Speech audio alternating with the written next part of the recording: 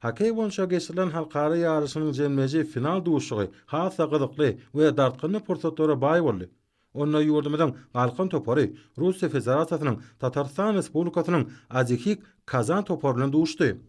Gyzykly bolan duşda toporlar ýeňiş gazanyp, ýaşyň birinji baýrakly ornuna eýe bolmak ornuna bäsleşdiler.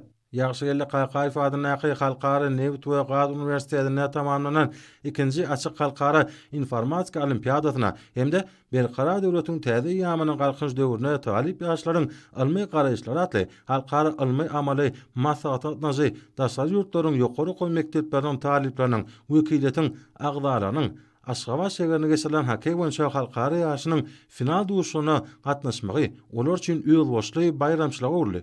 Daşary ýurtly mihmanlar Türkmenistana ilkinji gelip bu gydakly we aýgytlyjy duşga tomuş etmäge uly höwetlen gatnaşanlyklaryny beýan etdiler. Ören gydakly geçen final duşugynyň öýlerine ýatdan çykmajak duýgularyň we täsirleriň galyryny mihmanlar bellediler. Oyunun başyndan toporlar bir-biriniň derwedelerini ýetik hüjümler etdiler. İyileşläbet garşydaş toporyň derwedesine ýezberlik bilen hüjümler edip, öýleriniň ustaatlyklaryny görkezmek başardylar.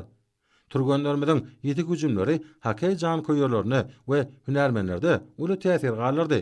Ýetik pursatlar öz netijesine berdi. Gadakly hemde şekilleşikli bolan halkara duşukda ýurdumyzyň galkyn hakey topory 4-2 hasabyna Azekik Kazan toporyny ynamly ýeňip, ýaşyň baş bayragyna, ýagny birinji bayrakly orna nasip boldy. Bu üstünden göz başynda hormatly prezidentimiz, arkadary gahrman serdarymyzyň hemde türkmen halkynyň milli lideri, Türkmenistanyň halk maslahatynyň başlygy gahrman arkadamyzyň taýsy tagallalarynyň duranyny aýratyn bellemek gerek.